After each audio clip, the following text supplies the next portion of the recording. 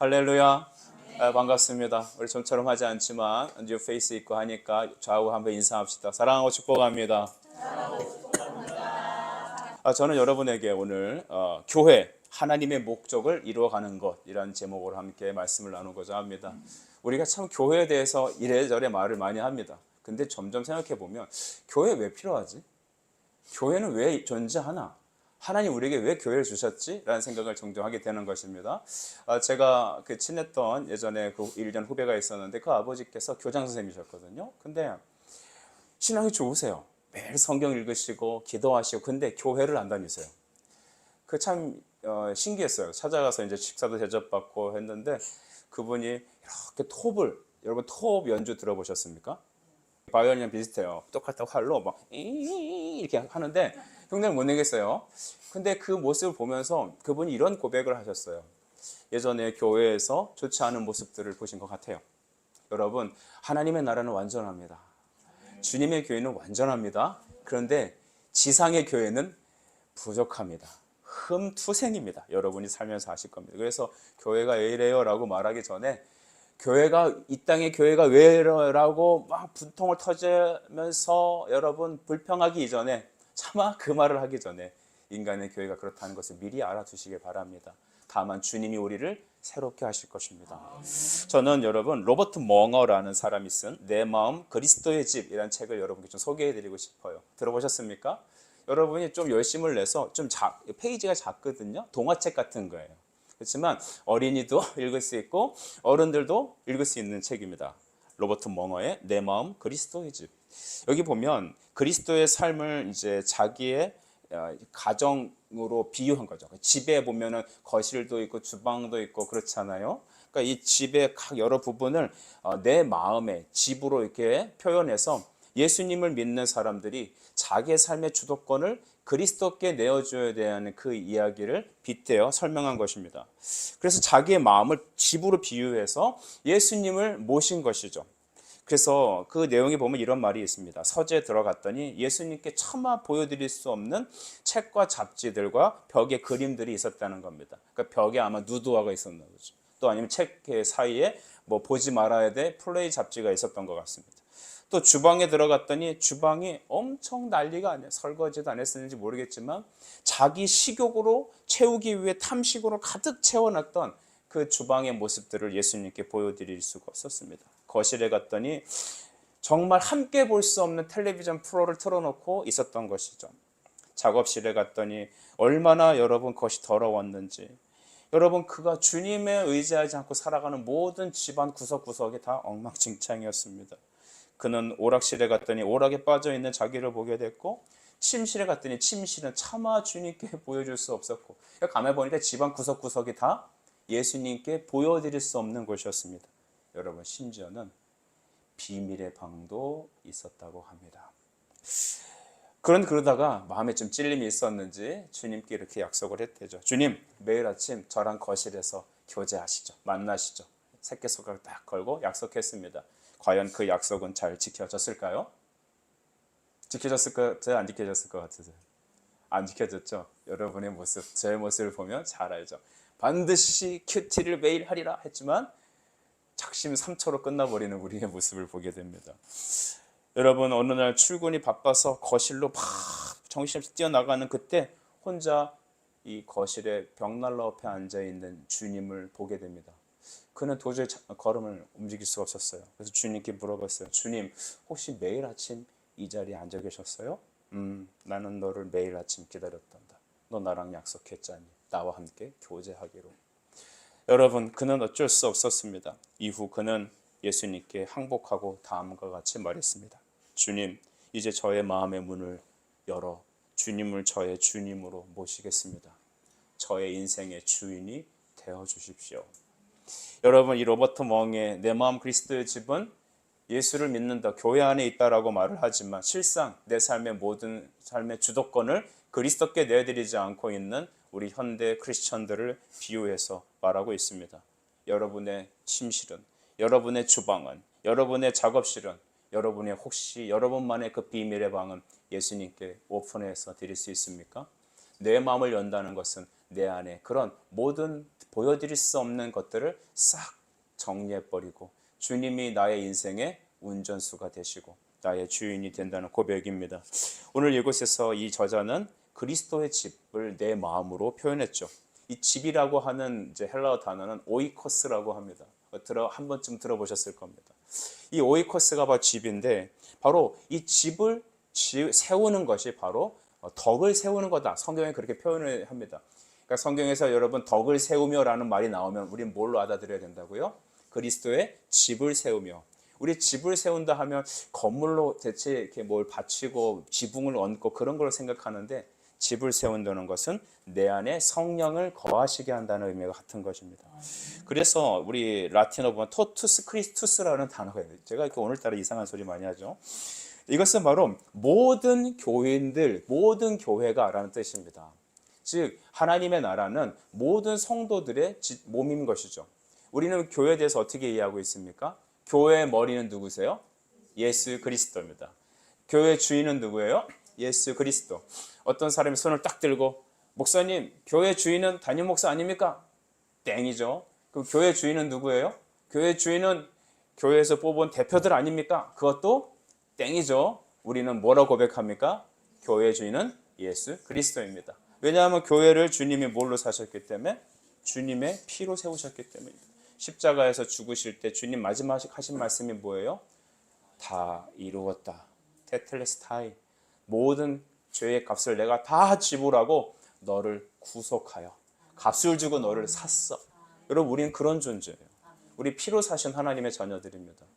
이 세상에서 우리는 어떤 값이 있습니까? 여러분 얼마짜리입니까? 이 자리에서 예를 들어서 명품 옷을 딱 거치고 오면 여러분 그 사람은 명품 값입니까? 한국 사람들이 왜 이렇게 자동차를 비싼 걸 몰고 다닙니까?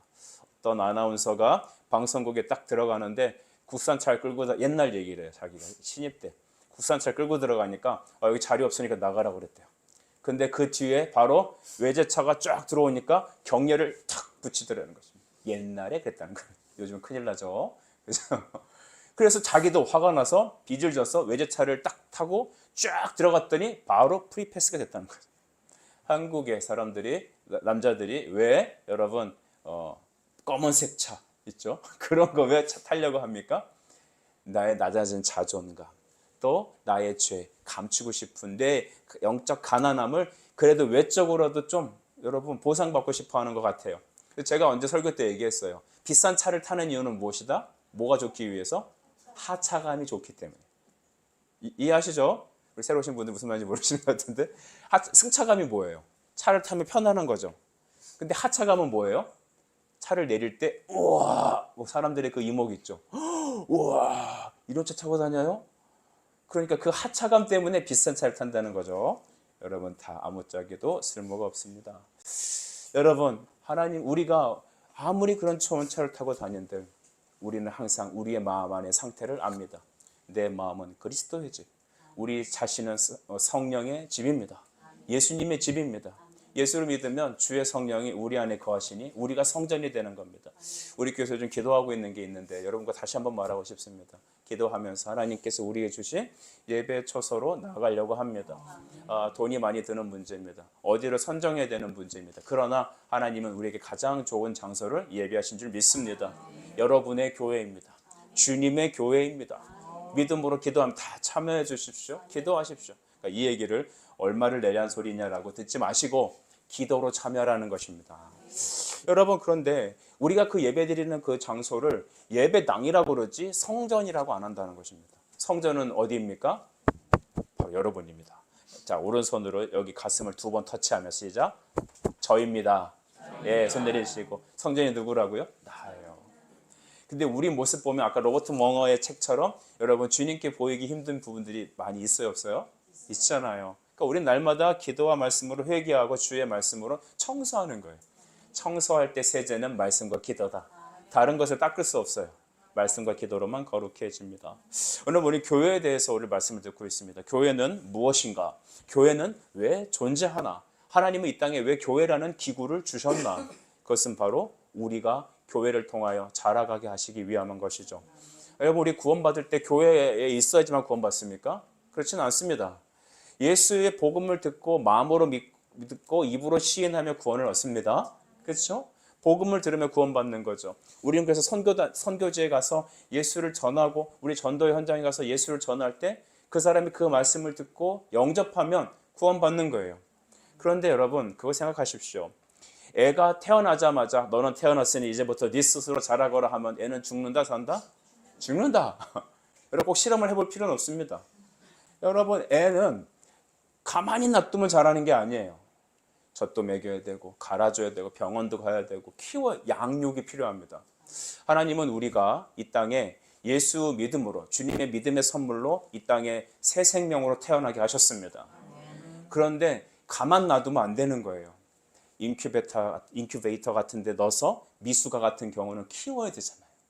그리고 어머니 자궁에서 여러분 우리는 잉태하여서 아기가 임신되어서 거기서 10달 동안 쭉 자라서 출산하는 방식으로 우리는 이 땅에 탄생합니다. 아기가 생겼다고 해서 어머니 자궁이 없다면 여러분 그 아기 씨는 죽어버리겠죠. 무슨 말인지 아시죠?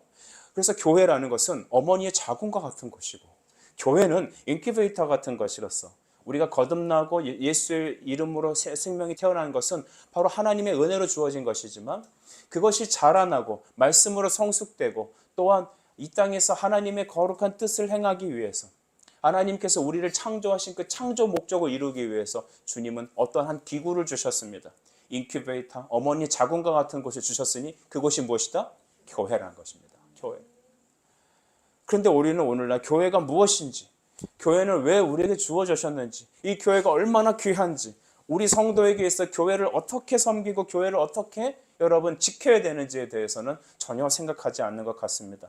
이 짧은 설교로, 이 짧은 말씀으로 다 그것을 헤아릴 수는 없겠지만 우리가 교회를 사랑하고 주님이 주신 교회가 어떤 것인지를 이해하는 첫 번째 시간이 되길 저는 간절히 바랍니다.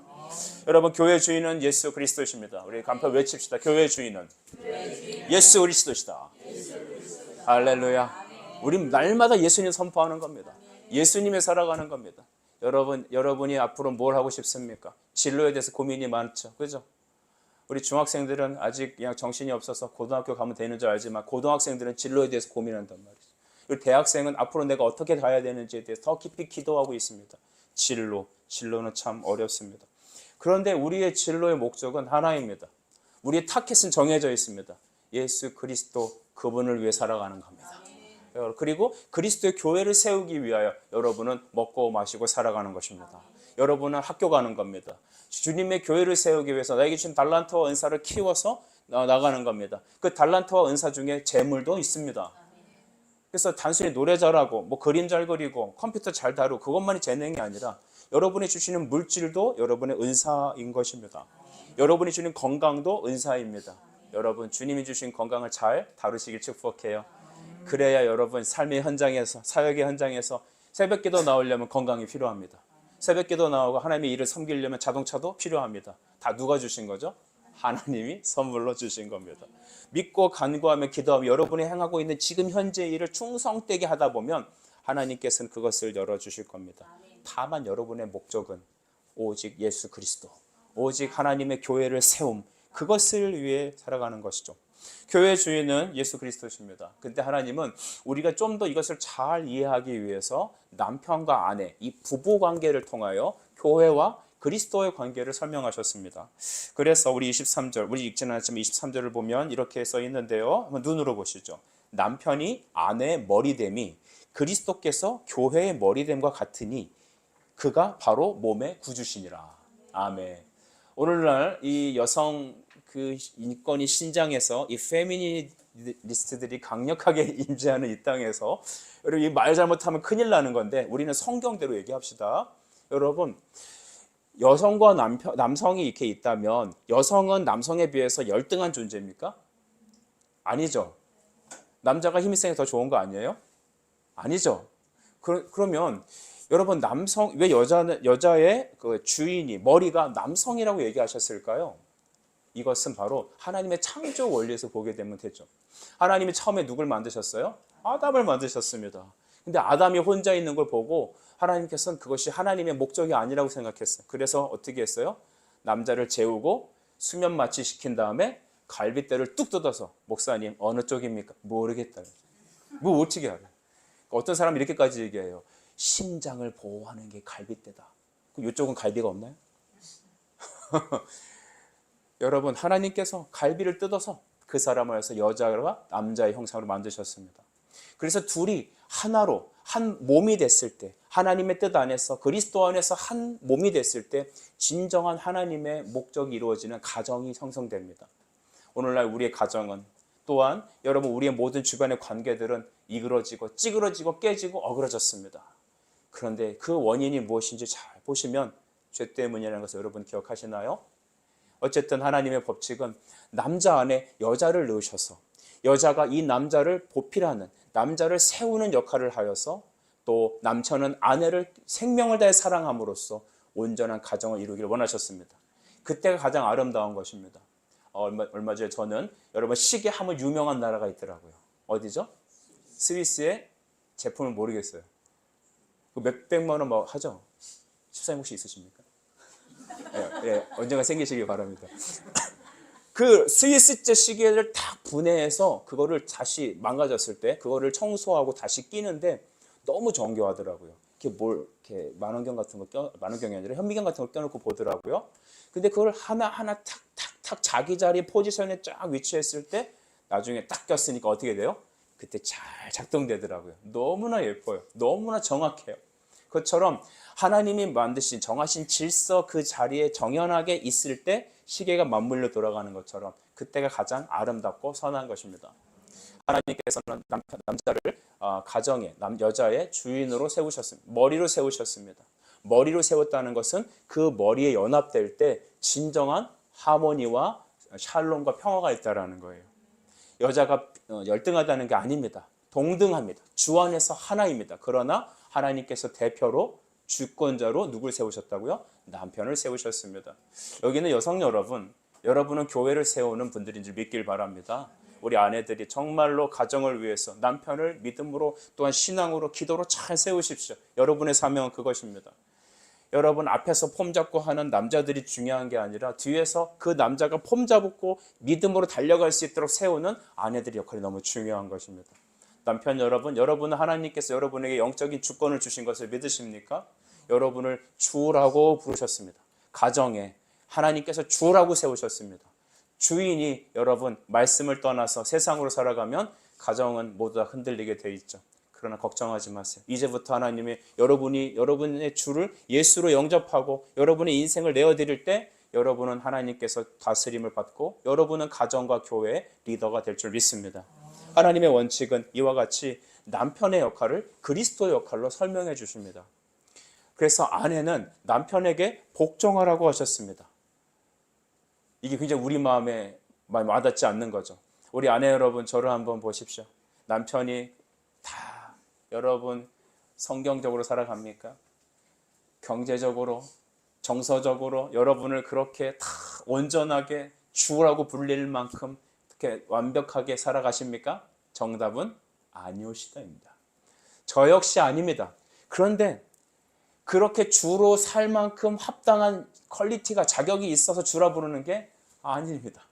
주님은 하나님께서 남편에게 주라고 권위를 주셨기에 너는 그에게 복종하라는 것입니다. 물론 뭐든지 복종하라는 것은 아닙니다. 절 따라서 한번 하시죠. 주 안에서 복종하라.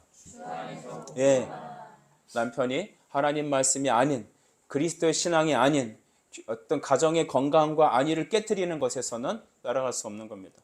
그러나 그 남편이 하나님 말씀에 붙들려서 믿음으로 여러분 살아가야 할 때 그에게 복종하고 그를 세워주는 것, 그것입니다. 교회도 마찬가지입니다. 여러분, 우리 성도들은 예수 그리스도의 신부입니다. 교회는 예수님의 신부죠.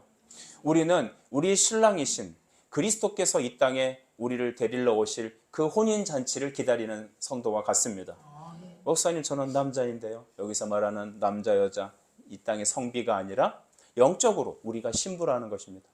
여러분, 신부는 목적은 그것입니다. 신랑이신 예수님을 주라 고백하는 것입니다.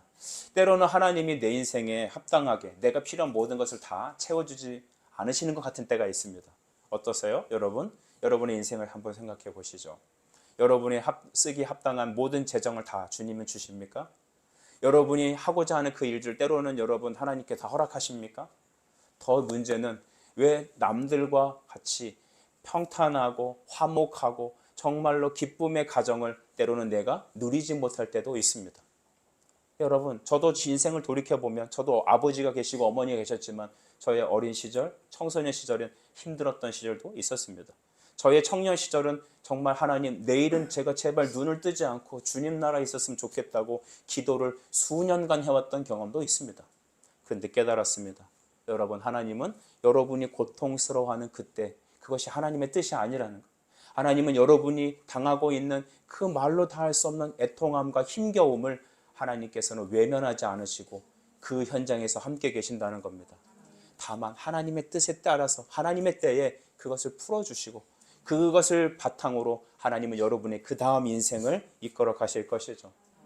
하나님께서 내가 원하는 걸 다 해주지 않으신다고 하나님이 나의 하나님이 안 되는 것은 아닙니다. 우리가 기독교 신앙을 잘못 좀 배우는 것 같아요. 우리가 보면 예전에 이소부화나 그런 거 보면 도깨비가 나와갖고, 그죠? 착한 일을 하니까 야, 너 참 착하구나. 너의 소원 3가지를 해봐라. 그래서 금 나와라 하면 뭐 금 나오고, 그죠? 도깨비여 나에게 오셔서 돈을 주세요 하면 돈 다 갖다 놔주고, 색시를 주세요 하면 색시가 딱 생기고, 와, 색시 너무 예쁘다. 그래서 예수님도 내가 기도하면 색시가 생기고 내가 하면 이렇게 되겠지. 이걸 기독교로 생각한다면 큰 여러분 오차입니다. 하나님은 다 들어주지 않으시기 때문이죠. 예전에 제가 신학교 때 기도를 하는데 제 옆에서 어떤 분이 기도를 해요. 여러분, 기도한다는 것은 좋은 거 아니겠어요? 특히 제가 밤 9시 기도 시간 정해놓고 기도를 했는데 옆에서 누가 그 산에 올라와서 같이 기도를 해요. 기도하는데 막 들려. 안 듣고 싶은데 들릴 때 있죠. 막 옆에서 기도를 하는데 뭐라 기도하냐면, 하나님, 저는 165 이상의 여자를 만나길 원합니다. 정말 불을 켜서 몇 센치인지 재보고 싶었어요. 너는 몇 센치인데 그러냐. 주님, 저는 몸매가 사이즈도 얘기해. 좀 안 그랬으면 좋겠어요. 저는 그리고 그 여성이 그 얼굴이 좀 어떻게 예뻤으면 좋겠대. 자기 또 취향도 있어. 거기다가 또 이 여성이 직업도 얘기해. 주님, 이 자매가 저의 와이프 될 사람이 초등학교 교사였으면 좋겠대. 서울 초등학교 최근의 사태를 모르는 그때 그분의 기도는 초등학교 교사가 돼서 왜인지도 설명을 해요. 그래야 제가 방학 때 저와 같이 사역도 할 수 있고 놀아줄 수도 있고, 대신 경제적으로 유익하니까 몇 센치, 몸매는 어떻고 얼굴은 어떻고 그 다음에 직업은 뭐고, 이거를 써왔나 봐. 외웠는지 썼는지 이렇게 읽으면서 기도를 해요. 여러분, 그게 기독교입니까? 아니죠. 제가 기도 끝내고 꼴밤을 때려주고 가고 싶었는데 그러지 못하고 내려왔어요. 여러분, 우리가 기도할 때 여러분, 하나님이 내 기도에 다 이렇게 들어주셔야지 하나님이신가요? 그건 아니거든요. 하나님은 나의 주님이십니다. 그럼에도 불구하고 그리 아니하실지라도 그는 나의 주이시다. 그가 예수 당신의 피로, 그 아들의 피로 우리를 구원하셨기 때문입니다. 에베소서 4장 16절 말씀을 제가 여러분 읽어드려 볼게요. 그에게 온 몸이 각 마디를 통하여 도움을 받음으로 연결되고 결합되어 각 지체의 분량대로 역사하여 그 몸을 자라게 하며 사랑 안에서 스스로 세우느니라 했습니다. 중요한 것은 우리가 예수 그리스도와 연합되어서 예수를 영접하게 되면 우리가 그분하고 접붙임을 받는 것입니다. 죄로 하나님과 떨어져 있던 우리, 죄로 하나님과 떨어져 있기 때문에 여러분에게 고난이 있는 겁니다. 여러분, 아프신 분 계세요? 여러분, 물질이 곤비한 분 계세요? 우린 모두 다 여러분 이 땅에서 언젠가 죽지요. 몇 살 동안 살 수 있을 것 같습니까? 우리 민준 형제는 몇 살 살 수 있을 것 같습니까? 길이 살고 싶습니까? 그래요. 오래 건강히 살길 바랍니다. 근데 중요한 건 죽는다는 겁니다. 언제가 됐든지 간에 죽습니다. 우리 쭈니도 영원히 살지 못합니다. 예, 그래요. 우린 다 죽어요. 그러나 여러분, 이게 왜 우리가 죽고, 왜 우리는 경제적으로, 육체적으로, 또 관계적으로는 어떻습니까? 여러분, 부모님과 화목하세요?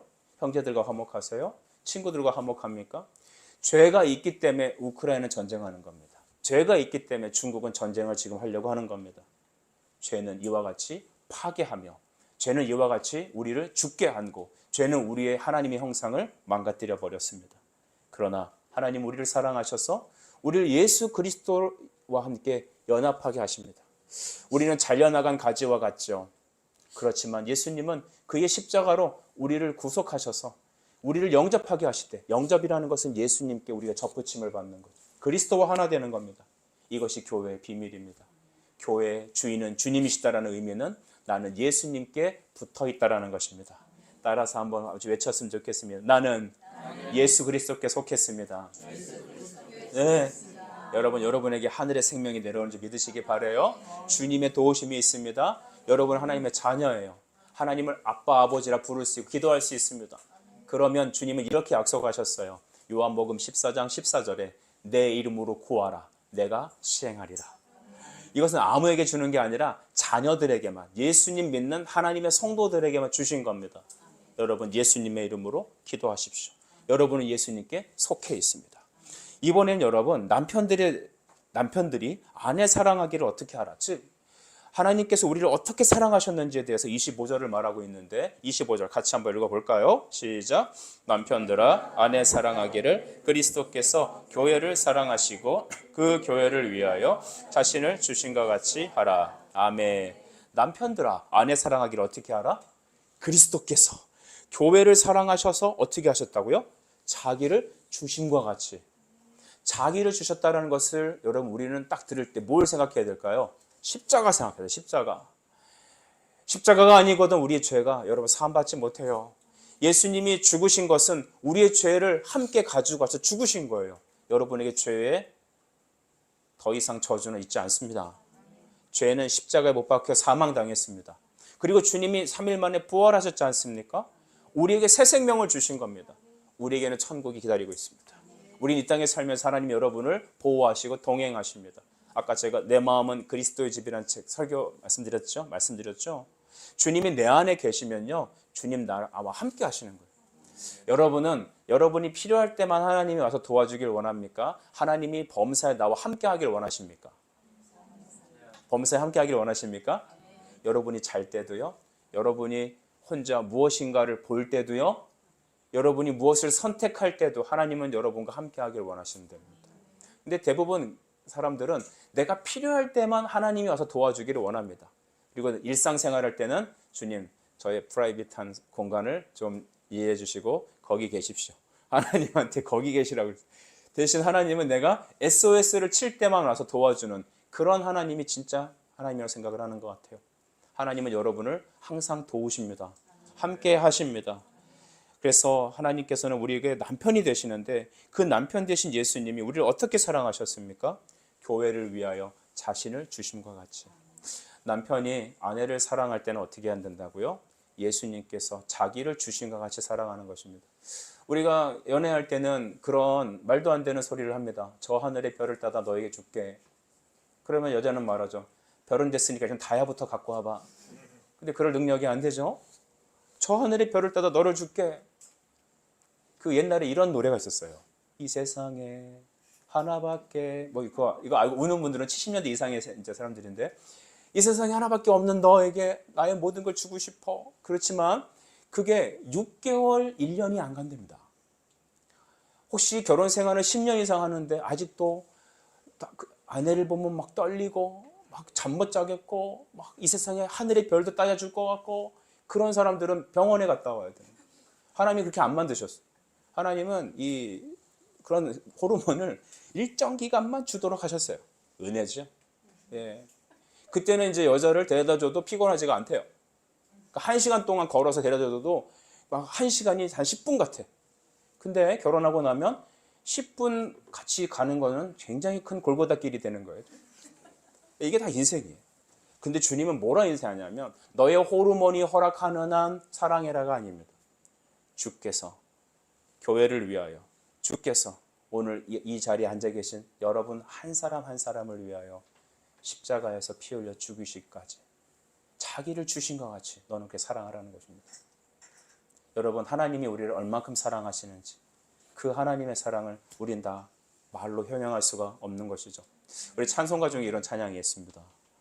하늘을 두루마리 삼아 바다를 먹물 삼아도 그 크신 하나님의 사랑을 다 기록할 수 없겠네. 오 하나님의 크신 사랑 측량할 수 없습니다. 영원히 변치 않는 사랑, 우리 그 사랑을 찬양합시다. 영원히 우리가 천국에 살 찬양은 무엇입니까? 나 같은 죄인을 구원하신 하나님의 놀라운 사랑입니다. 여러분이 결혼 안 하신 분도 계시고 결혼하신 분도 계신데 자녀를 갖고 있는 분이라면 저는 이렇게 질문하고 싶습니다. 우리 용호 형제님, 하나님께서 용호 형제에게 내가 너에게 준 딸 유이, 눈에 넣어도 안 아픈 그 예쁜 아이 나를 위해서 모리아 산에 가서 번제로 바치거라. 그러면 용호 형제님은 예스 하겠습니까? 다음부터 교회를 옮기겠습니까? 나는 아버지들이 그걸 좀 묵상해 봤으면 좋겠다. 우리 어머니들, 여러분에게 자식은 생명보다 귀한 존재 아니세요? 맞죠? 아무리 커도 엄마한테 와서 물어봐요. 정말 당신의 생명보다 내가 귀하냐고. 어머니는 눈물 흘려 말할 거예요. 그래, 나는 내가 죽어도 너를 살리고 싶다. 여러분, 그것이 부모의 마음이거든요. 근데 하나님은요, 나 같은 죄인을 살리기 위해서 당신의 외아들을 십자가에 내어 주셨습니다. 사랑이 무엇인지, 하나님의 그 크신 은혜가 무엇인지 우리가 어떻게 형용하겠어요? 그래서 십자가에 드러나는 것입니다. 여러분, 하나님께서 우리를 어떻게 사랑하셨다고요? 아들을 십자가에 내어 주시기까지 우리를 사랑하셨다는 것입니다. 남편들이여 너희 아내를 어떻게 사랑하라고요? 그리스도가 교회를 위해 자기를 주심과 같이 사랑하라는 것. 여러분, 이 사랑은, 그러므로 우리 부부 간의 사랑은 여러분 우리의 제정신으로 할 수 있는 사랑입니까? 우리 이기적인 생각으로 할 수 있냐는 말입니다. 우리 중학생, 고등학생은 모르겠네요. 우리 중학생 아이들 특징을 보니까 이렇더라고요. 이거 내가 왜 해야 돼요? 왜요? 여러분 다 그렇게 물어보지 않아요? 이거 왜 해야 되는데요? 쟤는 했어요? 지금 이거 왜 해야 되는데요? 그걸 왜 내가 기승전결로 너에게 설명을 해야 되는지 모르겠어요. 그렇지만 중요한 건 뭐죠? 우리는 그렇게 이기적인 사랑을 갖고 있다. 이기적. 나만 사랑하고 내 자식만 사랑하고. 그러니까 여러분, 교회도 그렇게 보는 겁니다. 하나님이 피로 사신, 주의 피로 사신 교회. 교회는 여러분 건물이 아니라는 거 아시죠? 교회는 여러분이에요. 여러분이 그리스도와 연합됐잖아요. 아멘. 여러분이 예수님과 하나 되셨잖아요. 그래서 여러분을 교회로 살리셨잖아요. 죽은 나를 하나님이 살리셨잖아요. 그래서 여러분을 통하여 하나님이 계획하신 그 일들을 이루어가기를 원하시고 계십니다. 말이죠. 교회는 바로 어떻게 무엇으로 세워졌습니까? 하나님의 사랑으로 세워졌습니다. 십자가로 세워주셨습니다. 예수님이 십자가 달리실 때 이렇게 외치셨어요. 엘리 엘리 라마 사박다니. 내 하나님, 내 하나님, 어찌 나를 버리십니까? 그 처절한 외침에도 하나님은 여기 있는 죄인을 사랑하셔서 생명 주시고 예수 그리스도를 통하여 나와 하나 된 몸으로 만드시기 위해서 우리를 교회로 불러주셨습니다. 우리 교회는 왜 개척되어야 합니까? 우리 교회는 왜 부흥해야 합니까? 우리는 왜 교회를 세워야 합니까? 우리 자신이 교회이기 때문이죠. 그리고 이제는 교회는 토탈 토투스, 즉 모든 성도들이 함께 그리스도와 함께 한 지체이기 때문입니다. 저는 교회론에서 이 말이 너무 중요하다고 생각합니다. 저를 한번 보시죠. 여러분, 저는 머리가 있습니다. 그리고 팔과 다리와 몸이 있습니다. 여러분도 각 몸이 있을 겁니다.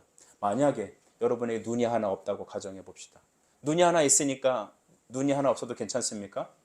제가 아는 권사님께서 충격으로 눈이 한쪽이 실명이 하셨는데 한쪽 눈으로 다니시다 보니까 자꾸 넘어지신다는 거예요. 여러분, 귀가 두 개니까 하나 없어도 될까요? 우리 안에 여러분 장기가 두 개니까 하나 좀 빼도 되겠습니까? 좀 팔이 하나 없어도 죽습니까? 죽지는 않아요. 그러나 우리 몸 안에 어느 한 지체라도 그것이 여러분 사라지거나 망가져 버리면 다른 모든 지체가 고통하며 괴로워하며 그것이 회복되기 위해서 모든 에너지를 집중한다는 것, 여러분은 아시나요? 우리는 어쩌면 우리는 얼마 되지 않는 성도들이라 뻔히 다 보입니다. 누가 나왔고 누가 어떻고 지금 어떤 상황이 있고. 근데 우리가 조금만 한 교회가 사이즈가 커지기만 하면 당신 아니더라도 다른 사람 있으니까 뭐 그러든지 말든지 나는 상관 안 합니다. 만약 그것은 교회론이 잘못된 것입니다. 성도 한 사람은 주님의 피로 사신 주님의 것입니다. 그는 우리의 지체입니다. 내 몸에 몸뚱아리 하나가 아파도 나는 견딜 수 없고 그것을 회복시키기 위해 모든 장기들이 집중한다는 것을 기억한다면 여러분은 그리스도의 눈이며 그리스도의 머리며 그리스도의 손이고 그리스도의 발이고 그리스도의 손목이고 예수님의 심장인 거예요. 그 하나가 잘못되면 안 되는 거예요. 저를 한번 따라서 해주시겠어요? 당신 없인 아무것도 안 돼요. 시작. 당신 없인 아무것도 안 돼요. 아멘. 우리 성도들을 바라봤을 때 악수하며 인사할 때 그렇게 마음으로 대내십시오. 당신은 소중해요. 당신 없이는 나는 안 되는 거예요. 당신 없인 우리는 안 돼요. 당신 없이는 안 되는 겁니다. 당신은 하나님의 존귀한 사람입니다. 이 자리에서 여러분 누가 돈이 많은 사람이었다 칩시다. 가끔 제가 교회에서 몇 번 말씀드렸는데 제가 그런 권사님 만난 적이 있어요. 막 뭐 하는데 교회에서 재정이 어려울 때 있잖아요. 뭐 몇백만 원 들고 막 그러니 뭐 못하고 그러면 뒤에 손 들어요. 얼마면 됩니까? 그리고 바로 계좌를 싸죠. 막 여러분 그런 분들이 만약에 교회 오시면 어떻게 할까요? 서십시오. 이 자리에 앉으십시오. 애들은 가라. 다 피우고 여기 앉으십시오. 그런데 허름하고 연세 들고 아무 도움이 안 될 것 같은 인간적으로 말입니다. 그런 분들이 오면 오든지 말든지 여러분 실제적으로 우리는 그럴 때가 많이 있지 않습니까? 어떤 교회는 백인들만 모이는 교회가 있을 수 있습니다. 어느 교회는 여러분 사자 붙은 사람만 모일 수 있습니다. 어느 교회는 여러분 소득 수준이 어느 정도 이상 사는 사람들 모일 수 있습니다. 물론 가난한 사람이 들어왔다 내보내지는 않지만 그들 사이에서 견디지 못하고 튕겨져 나갈 수도 있습니다. 그는 그리스도의 몸된 교회를 이해하지 못하는 것입니다. 여러분 남편들아 아내 사랑하기를 자신을 주심과 같이 사랑하라. 우리는 어떤 사람들이라고요? 예수님의 생명을 받아 살아난 사람들입니다. 여러분 그 교회를 주님은 거룩하게 하십니다. 26절을 보시면 이는 곧 물로 씻어 말씀으로 깨끗하게 하사 거룩하게 하시고 아멘. 여기 물로 씻어라는 의미는 뭐냐면 세례를 의미하기보단 성령으로라는 것입니다. 디도서 3장 5절에 우리를 구원하시되 우리가 행한 바 의로운 행위로 말미암지 않고 오직 그의 긍휼하심을 따라 긍휼은 사랑이에요. 불쌍히 여김을 따라 중생의 씻음과 성령의 새롭게 하심으로 성령께서 우리 안에 오셔서 새롭게 하신다는 거예요. 그러니까 성령이 역사하시기 위해서는 반드시 무엇이 있어야 될까요? 말씀 선포가 있어야 합니다. 말씀 선포와 함께 기도의 자리에 나가서 하나님의 은혜를 캐고 구할 때 하나님은 우리를 깨끗게 하시고 정결하게 하신다는 겁니다. 하나님은 교회를 어떻게 하신다? 깨끗하게 하신다. 무엇으로? 그의 성령의 물로 성령으로 그렇게 하신다는 겁니다. 여러분 앞이 선명하게 안 보일 수 있습니다. 왜요? 지금 창문이 닦여져 있지 않기 때문이죠. 미래를 밝히 보기 위해서 선명하기 위해서는 기도와 말씀으로 닦아내야 됩니다. 여러분에게 예배가 그쳐지지 않길 축복합니다. 매일매일 기도와 말씀의 삶이 끊어지지 않기를 바랍니다. 기도와 말씀으로 하나님과 나 사이 교통이 깨끗해져야 합니다. 그리고 나서 이렇게 깨끗하게 만들어주신 교회를 통하여 무엇을 하시느냐? 27절을 같이 읽습니다. 시작. 자기 앞에 영광스러운 교회로 세우사 티나 주름 잡힌 것이나 이런 것들이 없이 거룩하고 흠이 없게 하려 하심이니라. 아멘. 우리를 영광스러운 교회로 세우사 점도 티도 없는 존재로 만드시겠다. 여러분 우리는 이 땅에 살면서 점이나 티나 흠이 없습니까? 저는 흠결이 없습니까? 많죠. 우리 여성분들은 왜 화장을 합니까? 티가 있기 때문입니다. 죄송합니다. 이렇게 가리켜서. 우리 여성분들은 왜 화장을 한다고요? 티가 있으니까. 그래서 젊었을 때는 예쁘게 화장을 하는데 점점 시간이 지나갈수록 변장술에 가까운 화장을 보이게 되는 거예요. 그러나 우리 마음은 이것을 커버할 수가 없죠.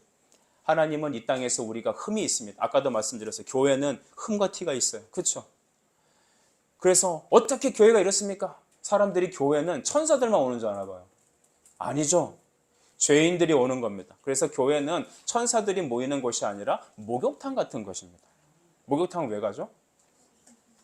집에서 정갈하게 목욕제기하고 목욕탕 가는 사람은 없을 겁니다. 때 밀러 가는 겁니다. 때를 언제 밀어봤습니까? 여러분 때 밀러 가는 거예요. 교회는 왜 간다고요? 하나님 말씀 듣고 죄인이 회개하고 우리가 하나님의 성령으로 깨끗해지기 위해서 하나님 앞에 점과 티와 흠도 없는 하나님의 영광을 바라보는 예배자로 세우기 위해서 교회에서 모이는 거죠. 그리고 우리가 마지막 흠도 점도 티도 없는 완전한 성결한 존재가 되는 그날은 우리가 이 땅에 죽어 그리스도 앞에 서는 그때입니다. 그때까지 하나님은 우리를 깨끗이 닦으시고 역사하는 겁니다. 저는 오늘 말씀을 정리하면서 하나님은 교회를 왜 주셨는가?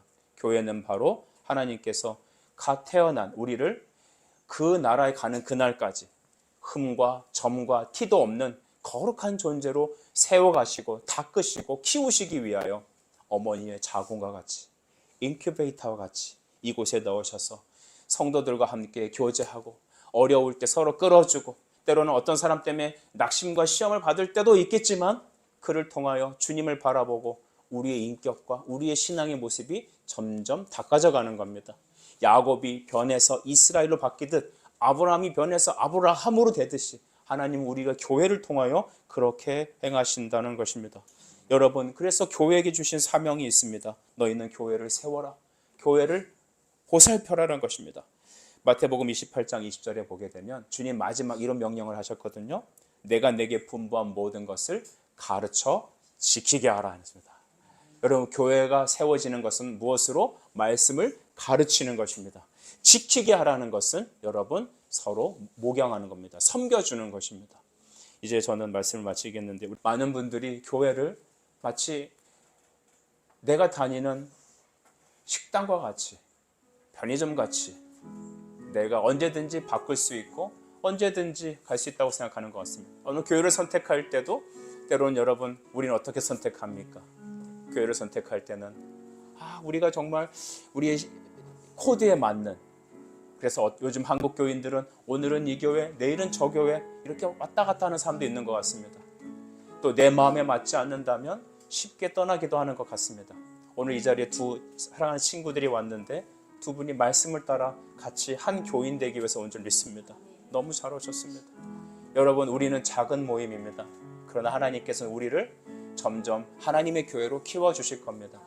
여러분이 먼저 교회가 되어주시길 바라요. 주님의 교회를 귀히 여기십시오. 예수님의 사랑으로 말씀에 순종하고 이제는 그리스도가 우리에게 생명 주신 사랑인처럼 우리도 이웃을 내 자신처럼 사랑하며 그 앞에 서는 그날까지 우리는 정말 날마다 거룩해지고 말씀으로 바뀌어갈 것입니다. 교회, 우리가 바라는 교회는 바로 이런 교회입니다. 진정한 예배가 살아 숨쉬는 교회, 예수님만 주님 되시는 교회, 믿음의 기도가 쌓여 하나님께 최고의 찬양을 드리는 교회, 주의 말씀이 살아 움직이며 그로 인해 성도들의 사랑이 가득한 교회, 주를 향한 섬김, 헌신이 기쁨이 되어 열매 맺는 아름다운 교회, 주님 마음 닮아서 이웃을 사랑하고 그 영광을 위해서 예수님 복음 전하는 그 교회, 주님 우리가 그런 교회, 교인 되게 해주시옵소서. 이 시간 기도할 때 우리 교회가 그런 교회가 되게 해주시고 기도하고 주님 나의 삶이 예수님의 사랑으로 붙잡혀서 하나님의 교회를 위해 나의 인생에 드리는 그런 삶이 되고 싶습니다. 주님 은혜를 달라고 여러분 자신과 교회를 놓고 우리 한번 기도합시다.